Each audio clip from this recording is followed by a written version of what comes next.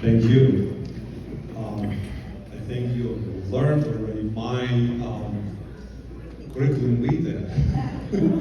I think it was many times read over and played for this couple of days. It seems to me that my life went by like a movie in front of me in this couple of months and days as I was waiting the consecration as your bishop.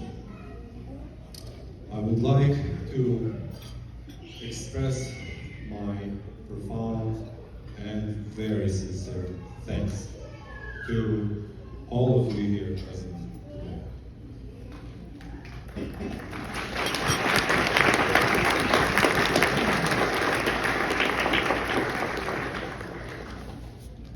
To the Cardinal, Christoph here, to Your Grace Metropolitan William and Metropolitan Jonas, and the most reverend brother bishops, priests, religious, all the faithful of the God-loving Eparchy of Phoenix and beyond, the Metropolitan Church of the United States, and from all the corners of the world, especially from the Central and Eastern Europe. I say, glory to Jesus Christ. We celebrated the wonderful Eucharist, very moving, very emotional. We have experienced the Word of God that was preached to us by Father Chris Zuger, the liturgy headed by Metropolitan William. The highest, most sublime, perfect thanksgiving. Hard to get anything to that, to add. But I need to express my imperfect gratitude too. And first and foremost, I'm so thankful that I'm here now in front of you, and it all started from the simple invitation of a man who wanted to become a priest in the time of Theodore Ramejan. And unfortunately, due to persecutions, he never became a priest. But when he invited me, he said, "Do you want to serve?" I said, "Yes." He said, "Would you like to come into the seminary? Because it's all coming from underground. We need men like you." And I said to him, "What would I say when I come to the seminary?" He would say, "You need to tell them I would like to serve God and people."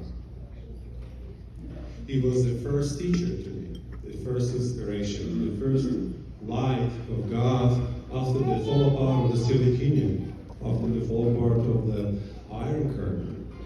It was the first light in my life, the first invitation to explore something that is truly wonderful, truly beautiful, unknowable, ineffable, inconceivable. That's how my life changed after that invitation. I thank my mother, the Most Holy Mary, because she was leading me all the way from the very beginning up until now. I want to just recall moments of carrying the icon of Our Lady Helper of Mothers in Albuquerque every Friday, and patiently holding up to her for 2 hours or even more. And it was pretty hard because the icon was heavy because of the metal frame, and the people were encouraging me to have a special help. But I did not want it. I wanted to get comfortable carrying the icon of the Mother of God, and I did it. Philip Leahy and the pro-life team here present are witnesses to that. And now, when I was appointed a bishop, I told my mother, "Now you have to get comfortable carrying me. It'll be not easy to carry. You need to be patient." So I thank Mother of God, Mary Most Holy. I thank Pope Francis for the entrusted mission of being the father of the whole diocese. You here present represent the Eparchy of Phoenix, our church here in the United States, in a miniature, in a microcosm. Thank you. Thank you, Pope Francis. For me, this is a great, great credit of trust I can only justify with the help of God, because my own fragile and weakness and imperfection is not sufficient. I convey this gratitude through the nuncio, the apostolic nuncio Cardinal Christoph here. Thank you, Pope Francis. I would like to express my gratitude to my consecrators, my main consecrator, Mother Bolton William. Through the laying on of hands and the gospel today, you have accepted me into the college of the apostles, of their followers. I received from you not only the grace of ordination, but also the profound testimony of a leader of God's people. Thank you, Your Grace. I thank my second consecrator, Bishop Kurt Bernat, who is the son of the Eparchy of Phoenix. Thank you for your tireless efforts and apostolic zeal leading the Eparchy in the absence of the bishop, and being such a great example to all of us and to me, especially in this time of transition. Thank you to my second consecrator, Bishop Robert Pevda, who is also the son of the Eparchy of Phoenix, and who nurtured his vocation here in Anaheim at the Church of the Annunciation. Thank you, Vladiko John Pacek, my predecessor, the fifth Bishop of Phoenix. With special sentiments, I would like to thank my brother bishops from the same God-saving city of Phoenix, but of the Latin route, Bishop Emeritus Thomas Olmsted, and who guided the Eparchy in difficult moments of the pandemic, the COVID pandemic. Thank you for your love, wisdom, and fatherly affection. Thank you also to the new Bishop of Phoenix, John Dullan, for his heartfelt welcome, prayers, and support. I look forward to work with you for many years. Thank you to Bishop Kevin of the Diocese of Orange, Bishop Francois Beruti of the Melkite Eparchy of Newton, also Bishop Nicholas Samra, who is retired, Bishop Elias Zeidler of the Maronite Eparchy of Los Angeles. Thank you for your support, for being here in this important moment for our Eparchy. Thank you also to Father Uri Tarek, chaplain of the ITI in Trumau, Austria, director of the student life, who was with me as the first students of the International Theological Institute, where I began my theological studies. Thank you to Dr. John and Beth Mortensen, who are my friends also from the ITI times.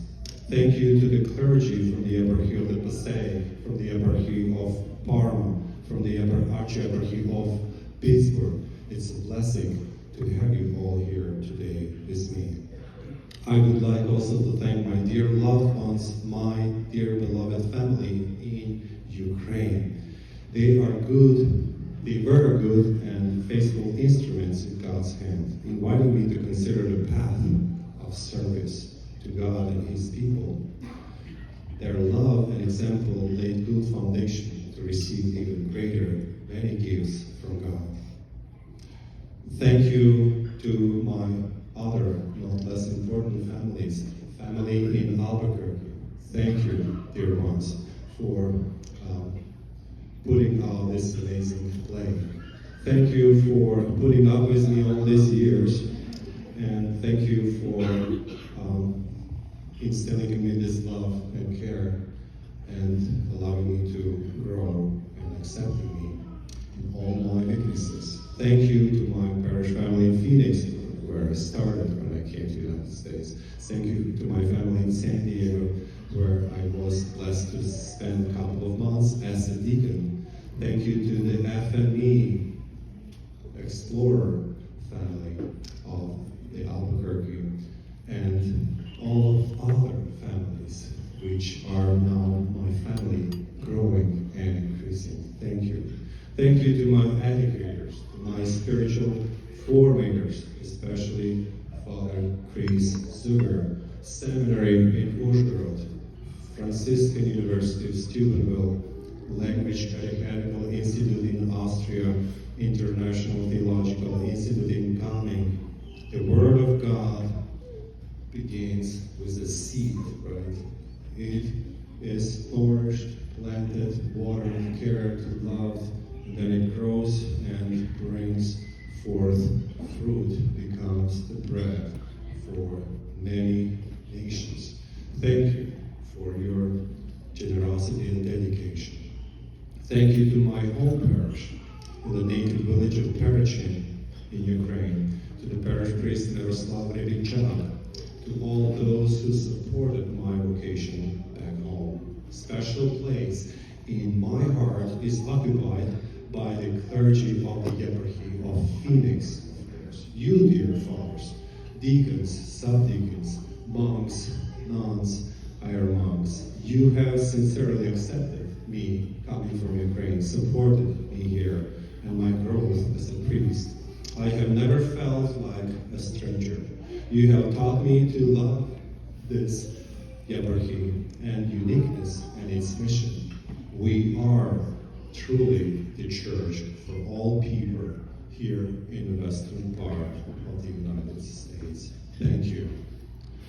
We must preserve this gem, this treasure that we have received, and which was written by the blood of our martyrs, Ivan Ronja, Paul Goyevich, Basil Opka, Methodist Terchka, and Peter Petro. We possess great inheritance from those who came before us. We have a task, we have a big challenge to shine that light of Christ, to preserve it, and also to build the bridges so that the light of Christ shines, the Christ who is the way, the truth, and the life in this present culture, present world, which is very, very tumultuous. I sincerely thank you for your sacrifice and devotion, and to your families, to your panis, to your children who serve God and people, very, very devoted. Thank you to my beloved priests. This holiday, this celebration, this feast would not have been possible without your prayers, without your dedication, without your help, my dear ones. And you have contributed so much. Triple Byzantine thank you to the members of the enthronement committee, Monsignor Kevin McAuliffe, Mr. Zablan, Mr. Marcus Cabrera, Subdeacon Paul Kilroy, Father Stephen Vashko, Father Michael Mandelis, Father Diodoro Mendoza, Miss Patricia Henderson, Father Chris Zuger, Father Ron Baruszewski, Mr. Gary Huber, and our God-loving Council of Hirers. Thank you. Very special thanks to the Greek Catholic Union, GCU, for taking care of the many hundreds of service booklets for the Vespers. And originally they printed 500 Vesper books, 500 liturgy books. We use them almost all. My heartfelt thanks to Jonathan Cabada and Alex Girardo for their help with video streaming. Thank you to those who helped with photography. Thank you to the God-loving lead cantor, Mr. Gary Huber, the choir members, help cantors, readers, servers, God-loving seminarians. You are so hardworking. You provided all that was necessary and made it beautiful, truly beautiful. I would like to give you an applause. Let's applaud.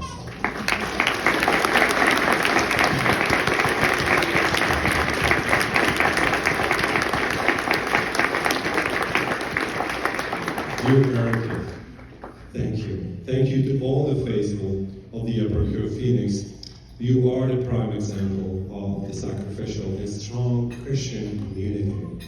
To the blessed memory, Bishop Gerald, who through the laying on of hands and prayer once received me into the priestly family, confirming upon me diaconate and priestly ordinations. To the blessed memory, Bishop Shashik, who also nurtured my vocation through his zealous apostolate. To the blessed memory, Bishop Semedy, who accepted me into the very first moments of my vocation. On my episcopal coat of arms, there are words from